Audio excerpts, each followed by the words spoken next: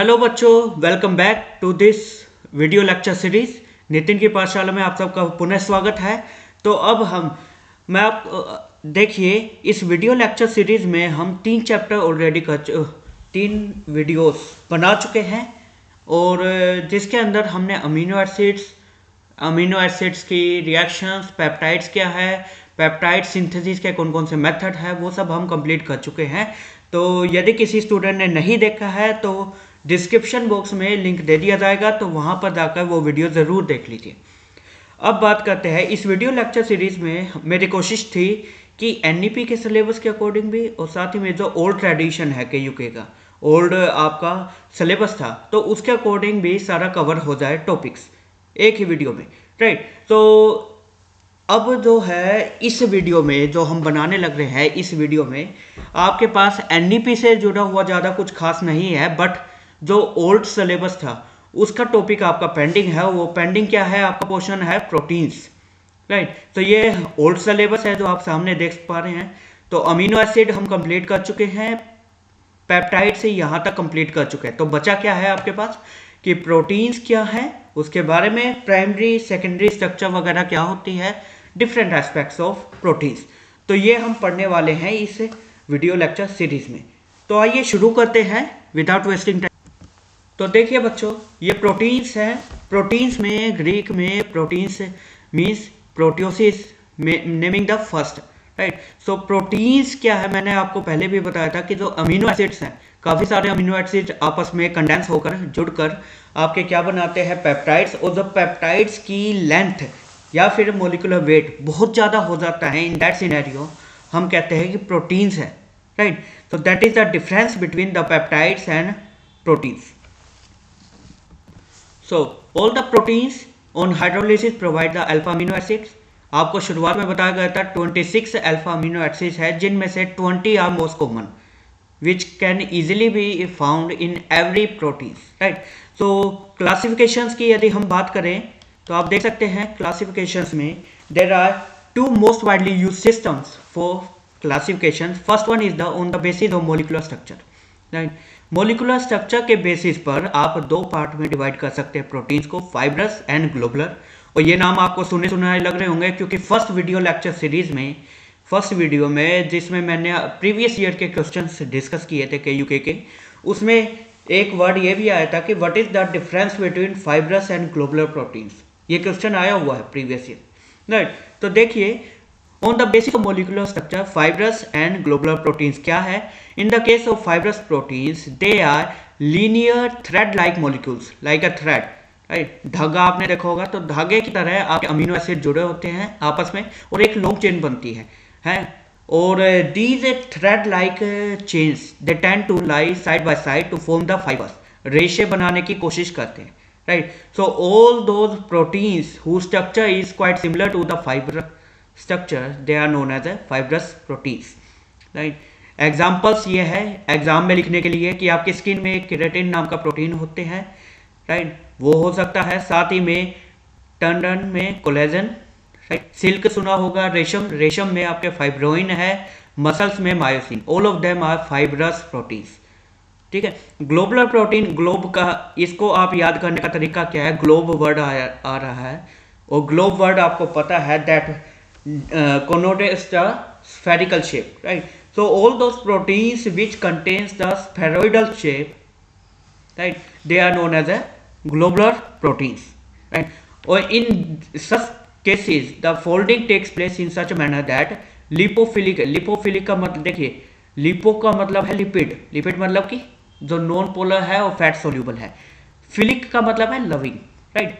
So they are pushed inwards. So lipid loving जितने भी amino acids हैं वो आपके अंदर की तरफ मिलेंगे। जैसे आपके टेनिस की बॉल है ना, आप उससे अंदाज़ा लगा सकते हैं टेनिस की बॉल में या आपके क्रिकेट की बॉल में जो अंदर का कोर है, राइट। तो उस कोर में आपको जितने भी अमीनो एसिड से मिलकर बना है ग्लोबुलर प्रोटीन, तो वो अमीनो एसिड जो कि फैट सोल्यूबल है वो सब पाएंगे अंदर की तरफ, और जो कि फैट सोल्यूबल के बजाय वाटर सोल्यूबल है, हाइड्रोफिलिक है, they will be found outside, outward मिलेंगे वो, राइट। रीजन क्या है? ताकि प्रोटीन्स आपका वाटर में सोल्यूबल हो सके, क्योंकि हमारी बॉडी का 70% तो आपका वाटर है, राइट। तो दैट्स वाई और इनको कहा जाता है ग्लोबुलर प्रोटीन। तो डिफरेंस समझ आ गया। फाइब्रस में आपके रेशे की शेप में होगा, ग्लोबुलर में फेयर की शेप में, राइट।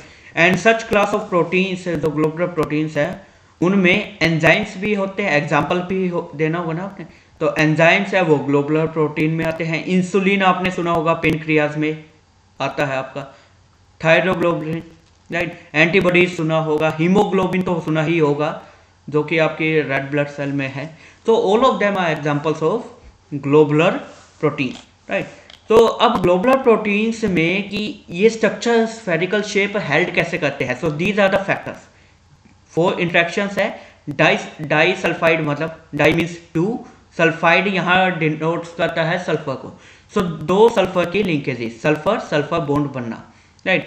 इंट्रामोलिकुलर हाइड्रोजन बॉन्डिंग, यानी कि इंट्रामोलिकुलर का मतलब क्या है कि उसी प्रोटीन के अंदर आपके पास जो हाइड्रोजन बॉन्डिंग अवेलेबल है, one two one interactions and dipolar interaction.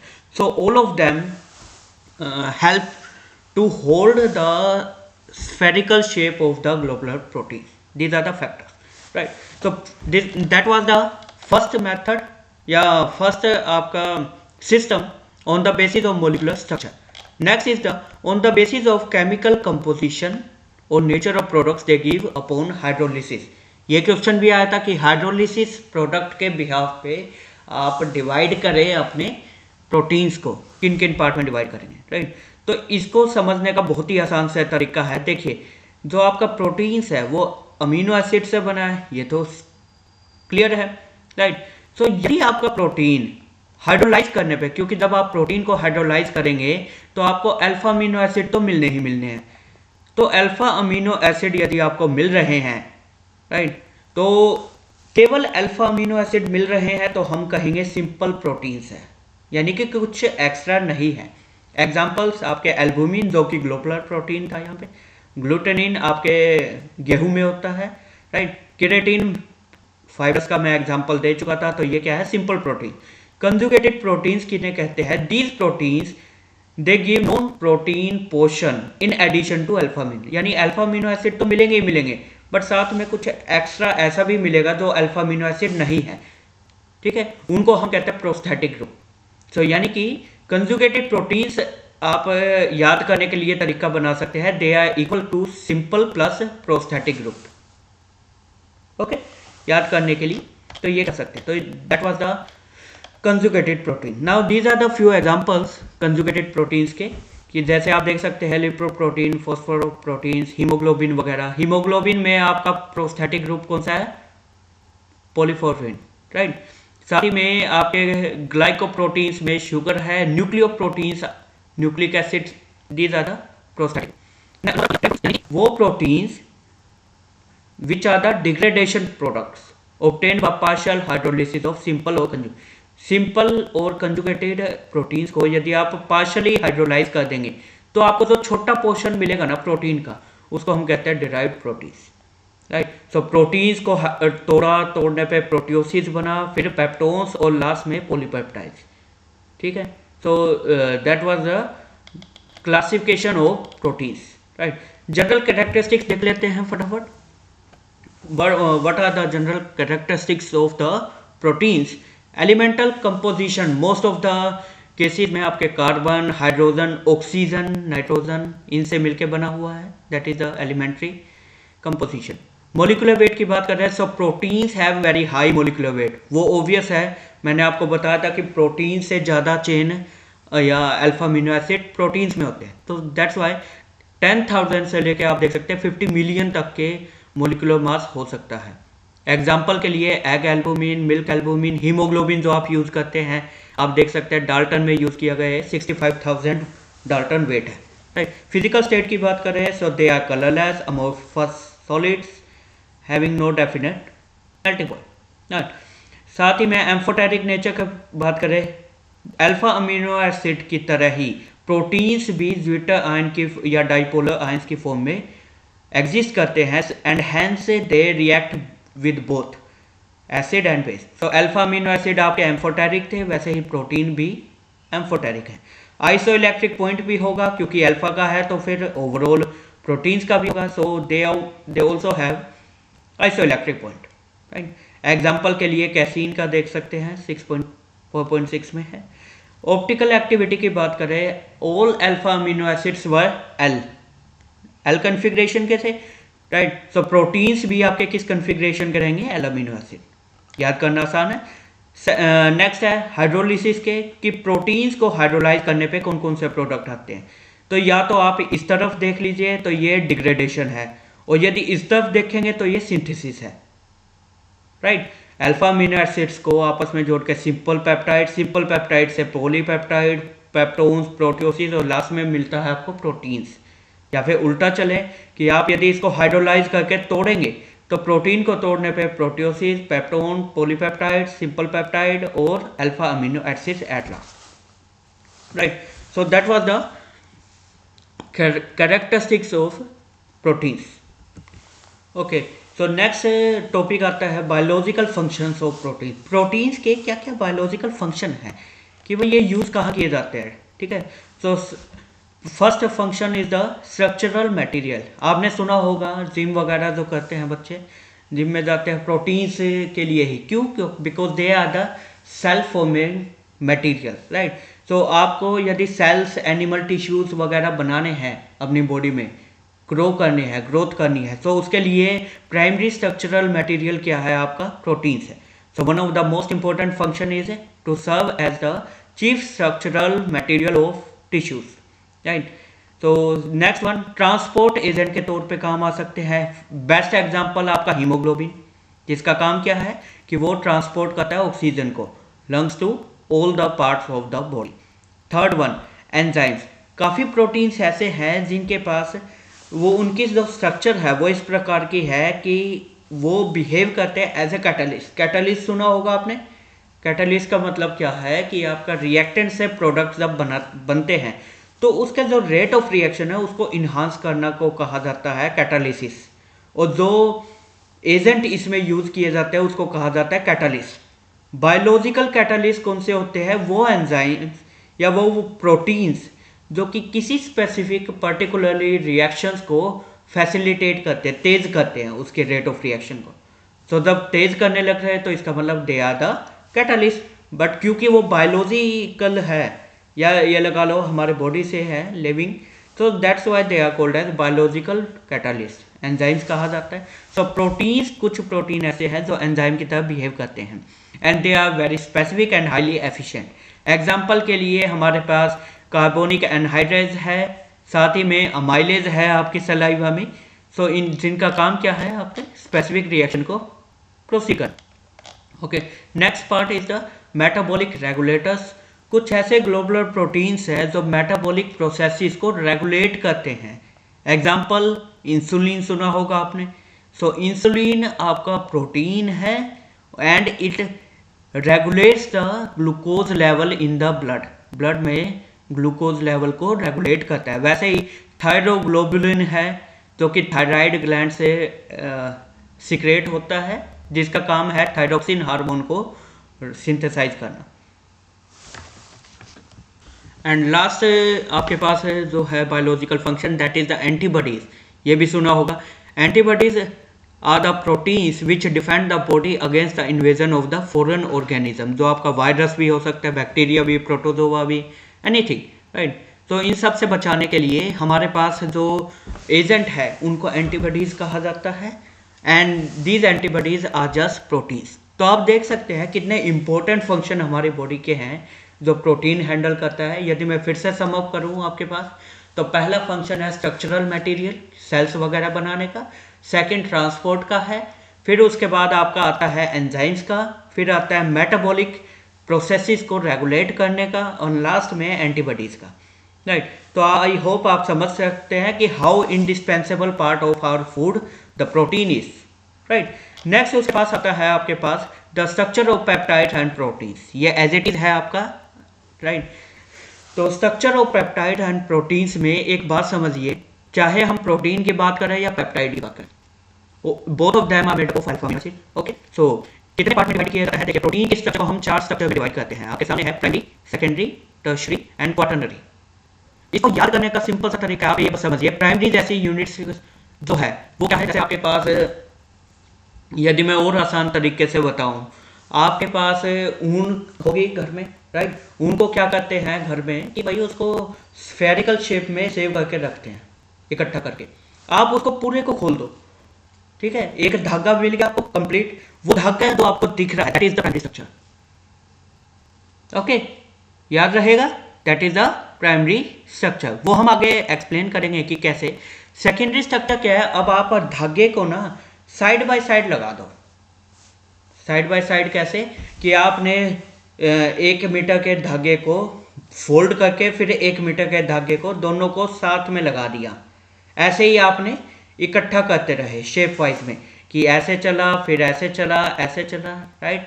आपको माउस का असर दिख रहा होगा, राइट। जिसकी वजह से जो नेबरिंग चेन है उनके बीच में इंट्रैक्शंस होनी शुरू हो गई। ये जो स्ट्रक्चर है इसको हम कहते हैं सेकेंडरी स्ट्रक्चर। जो ट्यूब, ये मतलब कि या तो आप वो शीट फॉर्म में रहेगा जैसे मैंने बताया, या फिर हेलिक्स का हेलिकल स्ट्रक्चर में ऐसे, दिस वन, ठीक है। तो both of them are the secondary structure of the proteins. Tertiary कब आता है? जो आपका वो ऊन का गोला था ना, गोल गोल, that was the tertiary structure, right. फिर बात करते हैं ये क्वाटरनरी के कौन से स्ट्रक्चर आगे। देखिए कई केसेस में ऐसा होता है कि आपके पास एक से ज़्यादा चेन्स होती हैं अमीनो एसिड की, तो हर अमीनो एसिड की चेन आपका टर्शरी स्ट्रक्चर में भी एग्जिस्ट करेगी। अब वो टर्शरी स्ट्रक्चर की गोल गोल जो हैं बोल्स, ठीक है, शेप्स, वो सारे आपस में इंटरेक्ट करेंगे किसी ना किसी लिंकेज के थ्रू। तो आप इसको इस बात से समझ लग सकते हैं कि एक बक्से में आपने 4 ऊन के डब्बे रख दिए गोल गोल शेप में, राइट, और उन सभी को आपस में जोड़ दिया। तो आप समझ गए हैं। अब हम केमिस्ट्री पॉइंट आइए, तो लेमन के टर्म में बताया था। देखिए प्राइमरी स्ट्रक्चर क्या है, the primary structure refers to the covalent structure including the disulfide bridges, right. It refers to sequence in which amino acid are present in the protein. Example के लिए ये देखिए, ये आपका N टर्मिनल है, ये C टर्मिनल है, ठीक है। सो यहाँ पे आपका एक अमीनो एसिड तो कौन सा हो गया, this one, right. So that is the one amino acid. Second amino acid ये है, आप देख सकते हो दोनों के बीच में बॉन्ड बन गया है, amide bond, trans amide bond, right. So that's why ये पूरी जो सीक्वेंस खोल के दिखाना ऐसे ही कि पहले कौन सा एन टर्मिनल पे कौन सा अमीनो एसिड है, फिर कौन सा है, फिर कौन सा है, फिर कौन सा है। तो ये इस पूरी स्ट्रक्चर को हम कहते हैं प्राइमरी स्ट्रक्चर, ठीक है। तो ये याद रहेगा। सेकेंडरी स्ट्रक्चर पे आने से पहले कुछ और पॉइंट्स है इसमें काफ़ी इंपॉर्टेंट, तो वो देखते हैं। सेकेंडरी स्ट्रक्चर पे हम बाद में आएंगे, फिलहाल केवल प्राइमरी स्ट्रक्चर पे। नाउ अब देखिए पेप्टाइड सिंथेसिस में हमने क्या किया था, अल्फा अमीनो एसिड को जोड़कर हमने लॉन्ग चेन बनाई पेप्टाइड्स की, ठीक है। अब यहाँ जो पढ़ने वाले हैं वो है उसका रिवर्स, कि हमारे पास ऑलरेडी प्रोटीन्स है, उनको डिग्रेड करके हमने पता लगाना है कि वो प्रोटीन्स कौन कौन से अमीनो एसिड से मिलकर बना है और हर अमीनो एसिड की पोजीशन क्या थी, सीक्वेंस क्या है, प्राइमरी स्ट्रक्चर को फाइंड आउट करना है।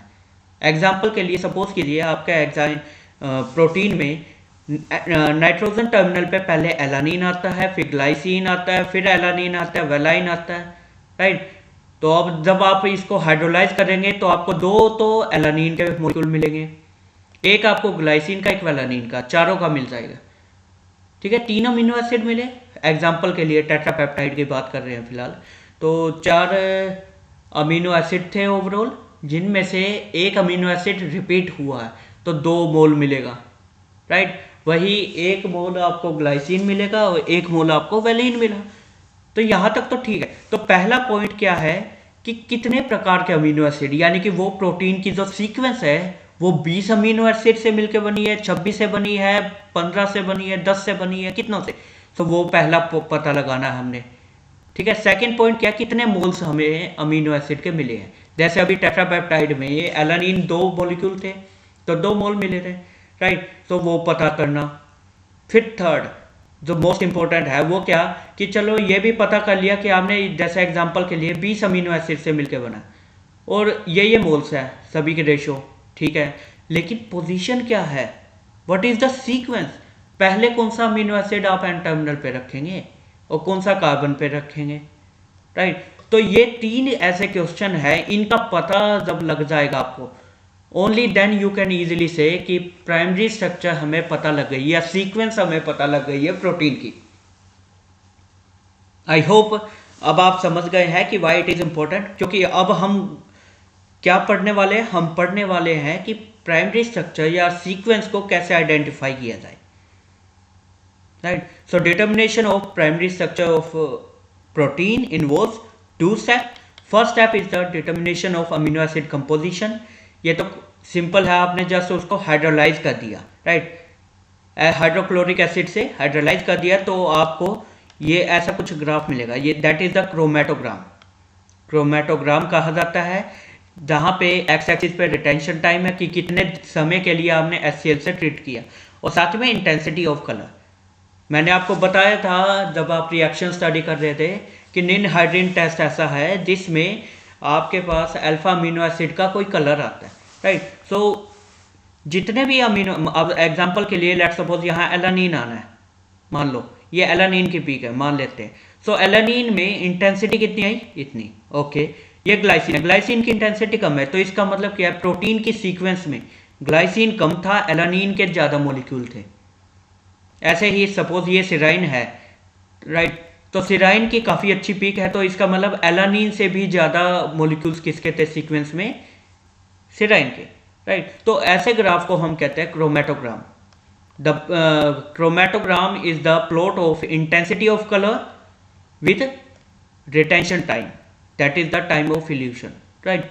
So that is the this one, okay. So this whole process जो हम ये मैनुअली कर रहे हैं, अब ये ऑटोमेटेड भी होती है और इंस्ट्रूमेंट को कहा जाता है अमीनो एसिड एनालाइजर, राइट। तो ये कुछ ज़्यादा समझने की बात नहीं है, ध्यान रखने का। नेक्स्ट पॉइंट, एक पॉइंट हमने देख लिया कि अमीनो एसिड की कंपोजिशन पता की, ओके। कंपोजिशन पता करके हमें ये तो पता लग गया, हमारे 3 क्वेश्चन थे, राइट, ये 3 क्वेश्चन थे जिनमें से पहले 2 के आंसर हमें मिल गए क्रोमेटोग्राम से, अब रह गया थर्ड वन। तो ये कैसे पता करेंगे, ये पता करने के लिए आता है आपका सीक्वेंसिंग ऑफ अमीनो एसिड, यानी कि अमीनो एसिड की क्या सीक्वेंस है वो फाइंड आउट करने के लिए। तो हम क्या करेंगे, जो हमारे पास लॉन्ग चेन है ना, उसको किसी एक एंड से कोशिश करेंगे हम 1 बाय 1 तोड़े, समझ में आ रहा है। तो जो सा भी अमीनो एसिड टूटेगा पार्शियल हाइड्रोलिसिस की वजह से, उससे पता लग जाएगा कि ये फलाना अमीनो एसिड आपका एन टर्मिनल पे है या कार्बन पे है, क्लियर है। तो I hope the whole process consist of treating given polypeptide with suitable reagent which reacts either with N terminal और कार्बन, या तो एन पे रिएक्शन देगा या कार्बन पे, right, to form the tagged peptide. ये टैग्ड पेप्टाइड क्या वो है टर्म, ये आपके शॉर्टन पेप्टाइड है, राइट। मान लीजिए किसी पेप्टाइड में n अमीनो एसिड थे, एक अमीनो एसिड को तोड़ दिया, बचे कितने n-1, तो वो कंप्लीट प्रोटीन तो नहीं कह सकते, तो उसको हम कहेंगे टैग्ड पेप्टाइड, क्लियर है। तो ये मेथड रहेगा। अब स्टार्ट करते हैं 1 बाय 1 जल्दी से। First one is the N terminal residue analysis. N terminal residue analysis का मतलब क्या है कि हम अटैक कहाँ करेंगे, एन टर्मिनल पे। तो फर्स्ट रिएजेंट जो यूज होता है, ये पहले भी आया था, कुछ नाम सुना हुआ लगा, रिएक्शंस में आया हुआ है, सेंगर्स मेथड, राइट, सेंगर मेथड, जिसमें आपके पास यहाँ पे अल्फा अमीनो एसिड था, राइट, और बेसिक मीडियम था, जैसे यहाँ बेस है वैसे ही बेसिक मीडियम था। और बेसिक मीडियम में मैंने आपको बताया था कि NH2 है वो रिएक्शन देगा बेसिक मीडियम में, राइट। तो यहाँ पे HF बन गया, आप देख सकते हैं HF निकल चुका है और बॉन्ड बन गया, right. So that is the tagged peptide.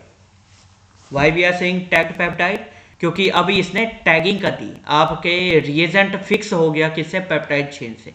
So Sengar method क्या है, in this the peptide is treated with two four dinitrofluorobenzene, DNFB short form है, जिसको सेंगर रिएजेंट भी कहा जाता है, in presence of mildly basic solution. Sodium bicarbonate आपका बेस है at the room temperature, right. तो यहाँ पे आप देख सकते हैं जैसे ही HF निकला तो ये जॉइंट हो गया, फिर उसके बाद आपने हाइड्रोलिसिस की तो यहाँ से ब्रेक हो गया, तो ये पूरा आपका अमीनो एसिड कहाँ निकल गया, यहाँ, और ये क्या रह गया, नेक्स्ट वन अनटैग्ड अमीनो एसिड। तो इसको आप स्ट्रक्चर को आइडेंटिफाई करना है, तो जो भी अमीनो एसिड निकलेगा इसका मतलब वो अमीनो एसिड कहाँ प्रेजेंट था, आपका नाइट्रोजन टर्मिनल पे, right. So that is the method. डीमैट्रिक्स क्या है, this method is not very useful since only terminal amino acid. आप देख सकते हैं यहाँ पे मिक्सचर ऑफ अमीनो एसिड मिले, यानी कि सारी की सारी चेन ही ब्रेक होगी। सो इसलिए ये मेथड कहाँ यूज किया जाता है, in order to find only the N terminal amino acid, याद रहेगा। Next one Edmund's method. Edmund's method में रिएजेंट आप जो यूज करेंगे फिनाइल आइसोथायोसाइनेट, ये भी एक रिएक्शन थी जो आपको करवाई थी, देख लेना, ठीक है। सो फिनाइल आइसोथायोसाइनेट, ये रहा साइनेट रिएजेंट है आपका, जहाँ पे कार्बन पे सल्फर भी है, नाइट्रोजन भी जुड़ा हुआ है। पेप्टाइड आपका ये रहा, बेसिक मीडियम में आपका NH2 अटैक करेगा किस पे, कार्बन पे, इलेक्ट्रॉन पेयर कहाँ गया, सल्फर पे, तो आप देख सकते हैं दिस वन। सो ये CS बॉन्ड था और ये NH, तो ये थायामाइड, आपका थायोमाइड बॉन्ड बन चुका है। तो एक तरह से आपने टैग कर दिया पेप्टाइड को, किससे, PTC से, शॉर्ट फॉर्म है एन फिनाइल थायोकार्बामाइल की, PTC, राइट। सो जैसे आपने सेंगर रिएजेंट में किया था वैसे ये मॉलिक्यूल आपका अटैच हो गया बेंजी, ये अमीनो एसिड की सीक्वेंस से। उसके बाद आपने सेलेक्टिव हाइड्रोलिसिस करना है, जिसकी वजह से क्या होगा, यहाँ से बॉन्ड कर दीजिए ब्रेक, ये पहला अमीनो एसिड था, यहाँ से कर दो ब्रेक। पूरा मॉलिक्यूल है, ये किस फॉर्म में मिलेगा हमें, फिनाइल थायोहाइडेंटोन, राइट। और यहाँ पे क्या हुआ, पूरी long chain peptide having one amino acid residue less than parent peptide, एक अमीनो एसिड घट गया क्योंकि वो यहाँ, इसको आप आइडेंटिफाई कर लीजिए तो हमें पता लग जाएगा कि एन टर्मिनल पे कौन सा अमीनो एसिड प्रेजेंट था। क्लियर है, सिंपल है काफी, राइट। अब इसमें बेनिफिट क्या है, देखिए यहाँ पे चेन टूटी नहीं है, तो यही प्रोसेस आप फिर से यूज कर सकते हैं। So that is the advantages of this method, ठीक है। फिर थर्ड मेथड देखते हैं, that is the dansyl method. Dansyl method क्या है, मॉडिफिकेशन है स्लाइड किसका, सेंगर्स मेथड का। सेंगर मेथड में जो सेंगर रिएजेंट था उसका मॉडिफिकेशन। तो इस मेथड में हम क्या यूज करेंगे, DNFB की जगह आपके पास ये यूज किया जाएगा DNSCl, यानी कि डेंसाइल क्लोराइड। कहाँ है, ये रहा, आप देख सकते हैं ये क्लोराइड है और ये डेंसाइल है, राइट। एग्जैक्ट नाम क्या है, 5 डाइमिथाइल, 5th पोजीशन पे डाइमिथाइल अमीनो ग्रुप है, और ये कौन सी मोइटी है, that is the naphthalene. So 5 dimethyl amino naphthalene 1 sulfonyl chloride. तो आई होप याद रहेगा। तो ये रिएजेंट जब अमीनो ग्रुप से रिएक्शन देगा तो कैसा बनेगा, ये बनेगा DNS अमीनो एसिड, राइट। तो ये जो मेथड है that is widely use because dansyl group is highly fluorescent, right. Fluorescent का मतलब क्या होता है, आपके दो टाइप की लाइट एमिटिंग फिनोमिना होते हैं, फ्लोरिसेंट, फॉस्फोरेसेंट। तो ये है फ्लोरिसेंट है, right. So that is the advantage of this method. तो अब तक हमने 3 मेथड पढ़े। पहला मेथड था सेंगर, फिर उसके बाद आपका एडमन, और फिर उसके बाद डेंसाइल मेथड। तीनों का काम क्या है कि एन टर्मिनल पे जो अमीनो एसिड है उनको फाइंड आउट करना। नेक्स्ट मेथड है आपका कार्बन टर्मिनल रेजिड्यू एनालिसिस, कि कार्बन टर्मिनल पे कौन सा अमीनो एसिड है वो कैसे आइडेंटिफाई करेंगे। और उसके लिए हम यूज कर, देखिए कार्बन टर्मिनल पे क्या है, COH, तो इसलिए हम यूज करेंगे हाइड्रोजिनोलाइसिस, हाइड्रोजीन से रिएक्शन देंगे, ठीक है। कैसे, देखिए ये आपके पास चेन है, COH अवेलेबल है, एनहाइड्रस हाइड्रोजीन से ट्रीट करेंगे तो क्या होगा, इस टेम्परेचर पे ये सभी को ब्रेक करते हुए सभी के हाइड्रोजाइड बना देगा, ठीक है। तो यहां से भी ब्रेक हुआ, यहां से भी ब्रेक, केवल ये जो लास्ट वाला था वो क्या रहेगा, आपका फ्री एसिड रहेगा एज इट इज, ठीक है। तो 373 केल्विन पे जब आपने रिएक्शन दी, हर पार्ट आपका ब्रेक हुआ, और साथ ही में रिएक्शन किससे हुई, हाइड्रोजीन से, ठीक है। एसिड एज इट इज रह गया, क्यों, क्योंकि जब आप इसको ब्रेक करेंगे तो आपको एल्डिहाइड कीटोन्स मिलेंगे जो कि इजीली रिएक्शन दे सकते हैं इसके साथ सब्स्टिट्यूशन मेथड से, राइट। तो यहाँ से कैसे पता लगेगा कि जो भी अमीनो एसिड फ्री मिलेगा जिसका हाइड्रोजाइड नहीं बना होगा, वो अमीनो एसिड हमारा कहाँ प्रेजेंट था, कार्बन टर्मिनल पे, right. So that was the benefit of this method. Next है एंजाइमेटिक मेथड, यानी कि आप पर्टिकुलरली एंजाइम्स को यूज कर सकते हैं। कुछ एंजाइम्स ऐसे होते हैं जो कि आपके प्रोटीन को ब्रेक करते हैं, उनको कहा जाता है प्रोटीएसिस, राइट। एग्जाम्पल्स आपके पास काफ़ी सारे हैं जिनमें ट्रिप्सिन है, राइट। तो इनका काम क्या होता है कि प्रोटीन की चेन को ब्रेक करना। एग्जाम्पल के लिए the carboxypeptidase is specific for cleaving peptide linkage next to free carboxylic group in the protein। ये फ्री कार्बोक्सिलिक ग्रुप है, इससे नेक्स्ट वाले यानी कि यहाँ से ये पूरी चेन है तो यहाँ से ब्रेक करेगा। That is the advantage of carboxypeptidase enzyme.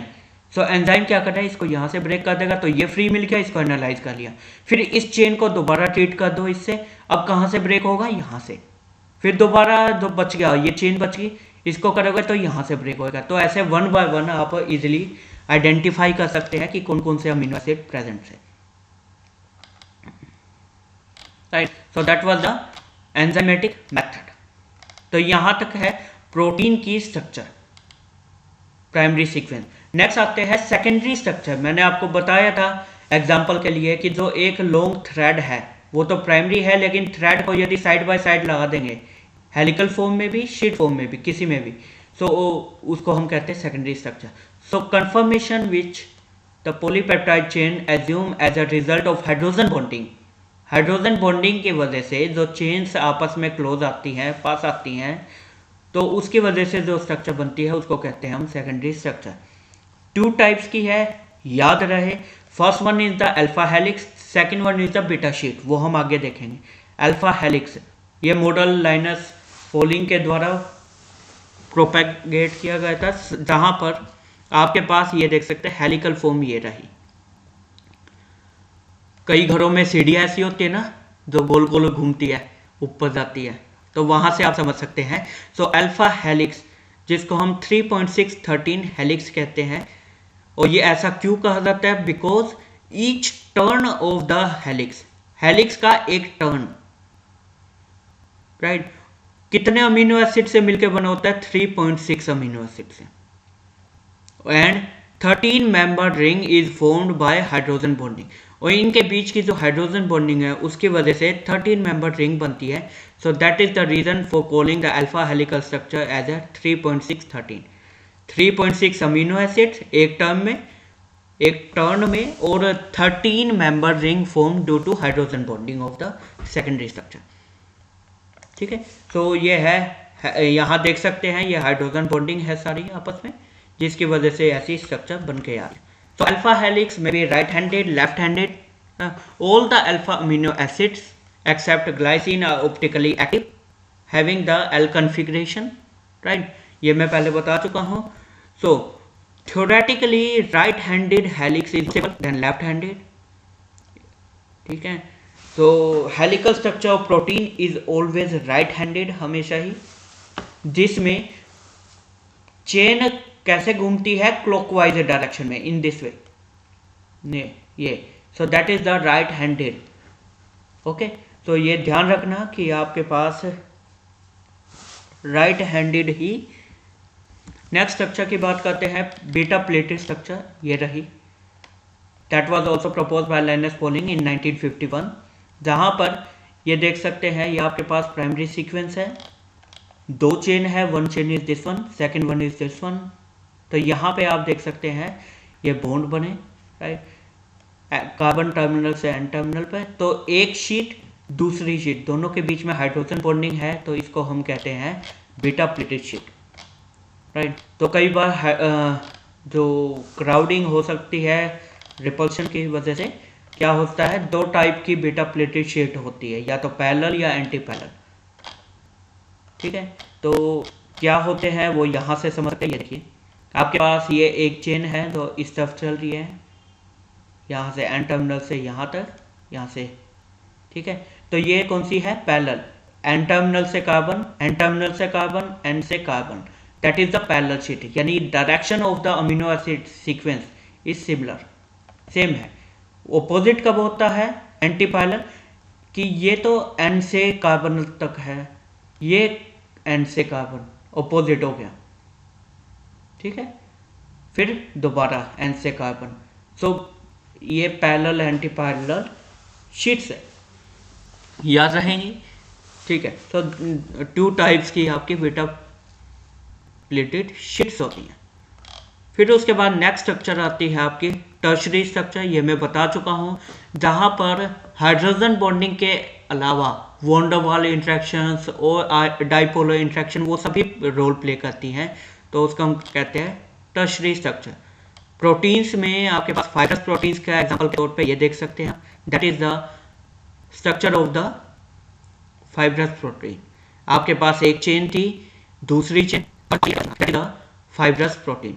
Globular क्या होगा, स्फेरिकल शेप होगी, जहां पर डाइसल्फाइड लिंकेज भी हो सकती है, हाइड्रोफोबिक इंट्रैक्शंस भी हो सकती हैं, सोल्ट ब्रिज बन सकते हैं और हाइड्रोजन बॉन्डिंग भी होगी, राइट। तो एग्जांपल के लिए आपके पास haemoglobin, myoglobin, they are the perfect example for tertiary structure. ये देख सकते हैं, that is the tertiary structure.